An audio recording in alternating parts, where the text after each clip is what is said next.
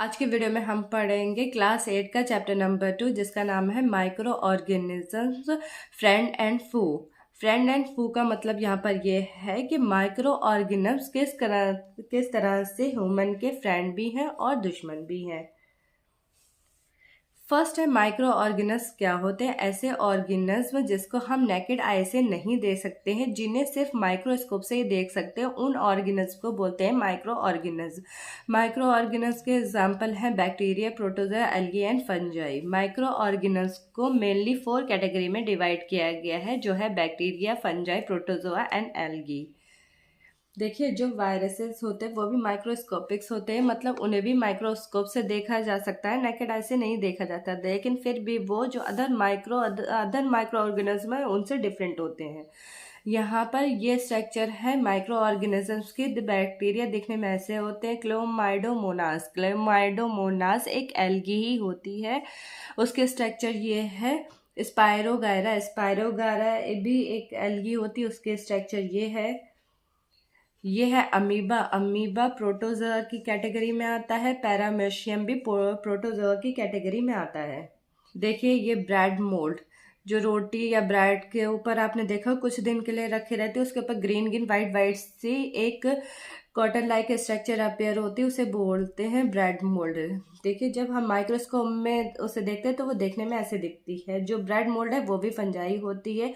यह एस्परजिलस की structure, Aspergillus देखने में ऐसी होती है, एस्परजिलस भी फंजाई है। ये स्ट्रक्चर्स हैं वायरसेस के।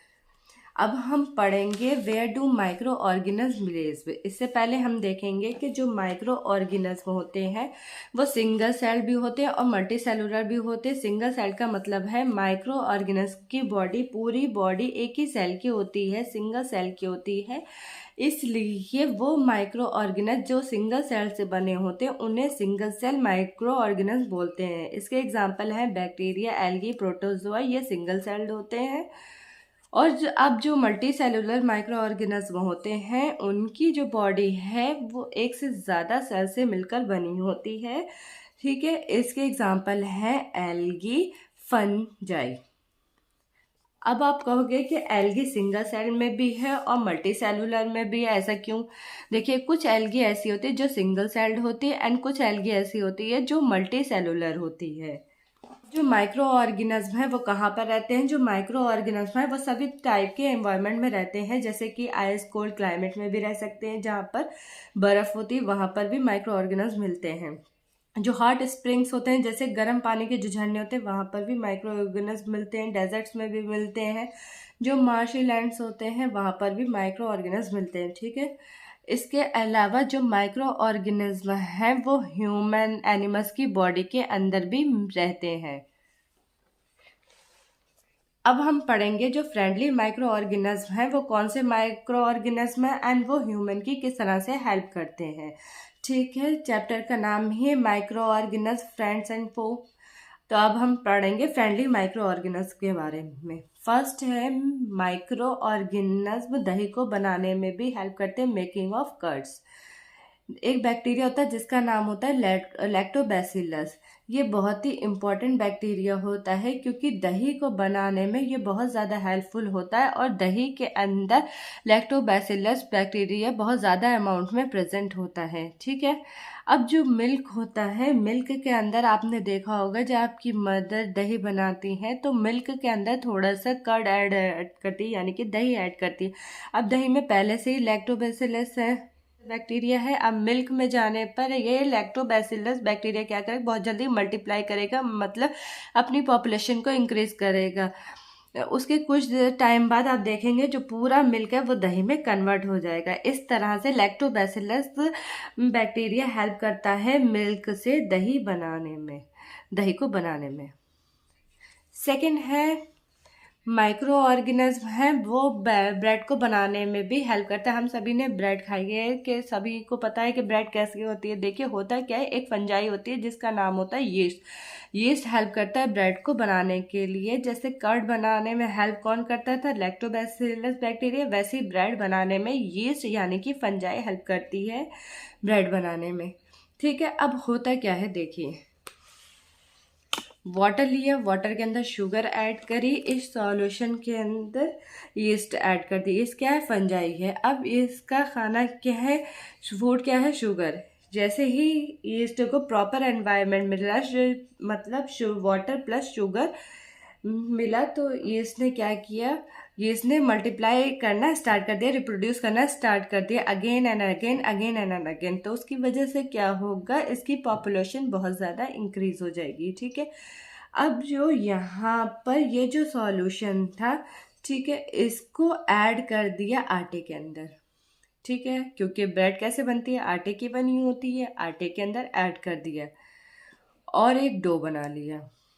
ठीक है, पहले डो का साइज ऐसा था, जब डो को रख दिया आधे घंटे के लिए, तो उसका जो साइज था डो का, उसके बाद वो बहुत ज़्यादा इंक्रीज हो गया। वो जो डो का साइज इंक्रीज हुआ, वो इसलिए हुआ क्योंकि इस डो के अंदर कार्बन डाइऑक्साइड की गैस के बबल्स बन गए। ठीक है। जब आप ब्रेड खाते हो तो देखते हो कि ब्रेड के अंदर एक नेट लाइक स्ट्रक्चर बने होते हैं, छोटे छोटे बबल्स के टाइप के स्ट्रक्चर्स बने होते हैं। वो इसी वजह से बने होते हैं क्योंकि कार्बन डाइऑक्साइड गैस की वजह से इस डो के अंदर बबल्स बन गए थे। ठीक है। अब ये जो कार्बन डाइऑक्साइड गैस है इस डो के अंदर आई कैसे? देखिए, ये यीस्ट थी ना, यीस्ट में भी रेस्पिरेशन होता है। जो रेस्पिरेशन के टाइम पर कार्बन डाइऑक्साइड यीस्ट ने प्रोड्यूस की, और वही कार्बन डाइऑक्साइड डो के अंदर बबल्स के फॉर्म में फिल हो गई। ठीक है, जिसकी वजह से डो का साइज इंक्रीज हो गया और इसी वजह से ब्रेड बनकर तैयार होती है। थर्ड है, माइक्रो ऑर्गेनिज्म का यूज़ कमर्शियल लेवल पर भी किया जाता है। ठीक है, होता क्या है, जब किसी प्रोडक्ट को लार्ज स्केल पर प्रोड्यूस किया जाता है तभी माइक्रो ऑर्गेनिज्म का यूज़ किया जाता है। जैसे कि जब अल्कोहल का या वाइन का या एसिटिक एसिड विनेगर को बोलते हैं, इनका प्रोडक्शन लार्ज स्केल पर किया जाता है, तभी माइक्रो ऑर्गेनिज्म को यूज़ किया जाता है। देखिए, जो अल्कोहल एंड वाइन होती है, इनका प्रोडक्शन फर्मेंटेशन के प्रोसेस से होता है। इन जनरल होता क्या है कि वाटर में शुगर ऐड की, उसमें यीस्ट ऐड की, उसमें बात क्या होता है, उसको थोड़ी देर के लिए वार्म प्लेस में रख देते हैं, कुछ घंटों के लिए वार्म प्लेस में रख दिया। उसके बाद हम देखते हैं कि ये जो वाटर एंड शुगर का सॉल्यूशन था ना, उसको यीस्ट ने अल्कोहल में कन्वर्ट कर दिया। ठीक है, यहाँ पर यही लिखा है, this conversion of sugar into alcohol is known as fermentation. ठीक है, ये इसका काम क्या था, उसने शुगर को अल्कोहल में कन्वर्ट कर दिया और इसी प्रोसेस को बोलते हैं फर्मेंटेशन। अब जो फर्मेंटेशन की प्रोसेस थी उसको डिस्कवर किया था 1857 में लुइस पास्चर ने। फोर्थ है, medicinal use of micro organism. Micro organism का यूज़ मेडिसिन बनाने के लिए भी यूज़ किया जाता है। यहाँ पर ये लिखा है, the source of the medicine is micro organism. ठीक है, अब देखिए होता क्या है, जब हम बीमार हो जाते हैं तो हम मेडिसिन लेते हैं। मेडिसिन हमारी बॉडी में क्या करती है कि जिस भी माइक्रो ऑर्गेनिज्म की वजह से हमारी बॉडी में डिजीज़ हुई होती है, उस माइक्रो ऑर्गेनिज्म को किल कर देती है या फिर उसकी ग्रोथ को स्टॉप कर देती है, फिर हम थोड़ी टाइम बाद सही हो जाते हैं। ठीक है, अब होता क्या है, जो मेडिसिन्स है, मेडिसिन्स की फॉर्म में हम क्या लेते हैं, एंटीबायोटिक्स लेते हैं ना। एंटीबायोटिक्स के एग्जांपल हैं यहाँ पर स्ट्रेप्टोमाइसिन, टेट्रासाइक्लिन एंड एरिथ्रोमाइसिन। देखिए, ये जो एंटीबायोटिक्स है ये माइक्रो ऑर्गेनिज्म में ही बनाए जाते हैं। यहाँ पर हमने लिखा है ना, the source of the medicine is micro organism. क्या होता है, स्पेसिफिक टाइम में माइक्रो ऑर्गेनिज्म को ग्रो किया जाता है और उनसे एंटीबायोटिक बनाई जाती है, जिसको हम मेडिसिन की फॉर्म में यूज़ करते हैं। नेक्स्ट यूज़ है माइक्रो ऑर्गेनिज्म का, ये सॉइल की फर्टिलिटी को इंक्रीज कर देते हैं। सॉइल की फर्टिलिटी को माइक्रो ऑर्गेनिज्म कैसे इंक्रीज करते हैं, देखिए क्या होता है कि हमारे एनवायरनमेंट में बहुत ज़्यादा अमाउंट में नाइट्रोजन प्रेजेंट है, बट उसको प्लांट डायरेक्टली यूज़ नहीं कर सकते हैं। होता क्या है कि सॉइल के अंदर कुछ माइक्रो ऑर्गेनिज्म जैसे कि एल्गी, बैक्टीरिया होते हैं, वो सॉइल के अंदर ही रहते हैं और वो जो फ्री एटमॉस्फेरिक नाइट्रोजन है उसको यूजेबल फॉर्म में कन्वर्ट कर देते हैं। अब ये यूजेबल फॉर्म है वो कहाँ पर है, वो सॉइल में ही प्रेजेंट हो गए, जिसकी वजह से क्या है, सॉइल की फर्टिलिटी इंक्रीज हो जाएगी, क्योंकि सॉइल के अंदर माइक्रो ऑर्गेनिज्म में फ्री एटमॉस्फेरिक नाइट्रोजन को यूजेबल फॉर्म में कन्वर्ट कर दिया है। अब उसी यूजेबल फॉर्म को, जो नाइट्रोजन का यूजेबल फॉर्म है, उसको प्लांट गेन कर लेंगे, एब्जॉर्व कर लेंगे सॉइल से, और जो प्लांट है उसकी ग्रोथ अच्छी होगी। इसीलिए हम कह सकते हैं जो माइक्रो ऑर्गेनिज्म है वो सॉइल की फर्टिलिटी को भी इंक्रीज करती है। 6 है क्लीनिंग द एनवायरनमेंट। जो माइक्रो ऑर्गेनिज्म है वो एनवायरनमेंट को क्लीन करने में भी हेल्पफुल होते हैं।